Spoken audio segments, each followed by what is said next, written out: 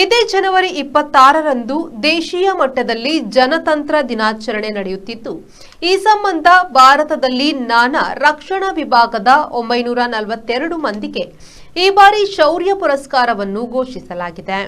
ಸೇನೆ, ಪೊಲೀಸು, ಅಗ್ನಿಶಾಮಕ ದಳ, ಹೋಂಗಾರ್ಡ್, ಪೌರ ಭದ್ರತೆ ಮೊದಲಾದ ವಿಭಾಗದಲ್ಲಿ ವಿಶೇಷ ಸೇವೆ ನೀಡಿದವರಿಗೆ ಶೌರ್ಯ ಪ್ರಶಸ್ತಿ ಘೋಷಣೆಯಾಗಿದೆ. 95 ಸೈನಿಕರಿಗೆ ಶೌರ್ಯ ಪದಕ, 101 ಮಂದಿಯ ವಿಶಿಷ್ಟ ಸೇವೆಗಾಗಿ ರಾಷ್ಟ್ರಪತಿ ಪದಕ, 746 ಮಂದಿಗೆ ಪ್ರಶಂಸನೀಯ ಸೇವಾ ಪದಕ ನೀಡಲಾಗುತ್ತಿದೆ.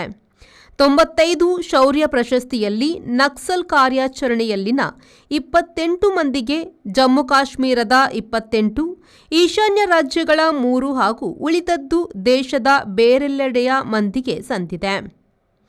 ಇದರಲ್ಲಿ 36 ಮಂದಿ ಸೈನಿಕರು, ಉಳಿದವರು ಪೊಲೀಸ್ ಮತ್ತು ಅಗ್ನಿಶಾಮಕ ದಳದವರಾಗಿದ್ದಾರೆ. 101 ರಾಷ್ಟ್ರಪತಿ ಪದಕದಲ್ಲಿ ಮೇಲಿನ 3 ವಿಭಾಗವಲ್ಲದೆ ಹೋಂಗಾರ್ಡ್ಗಳು ಕೂಡ ಸೇರಿದ್ದಾರೆ. 746 ಪ್ರಶಂಸನೀಯ ಸೇವಾ ಪದಕದಲ್ಲಿ 634 ದೇಶದ ಪೊಲೀಸರಿಗೆ ಸಂದಿದ್ದರೆ, ಉಳಿದದ್ದು ಇತರ ವಿಭಾಗಗಳಿಗೆ ದೊರಕಿದೆ. ಸಿಆರ್ಪಿಎಫ್ ಮೊದಲಾದವರು ಕೂಡ ಇದರಲ್ಲಿ ಸೇರಿದ್ದಾರೆ.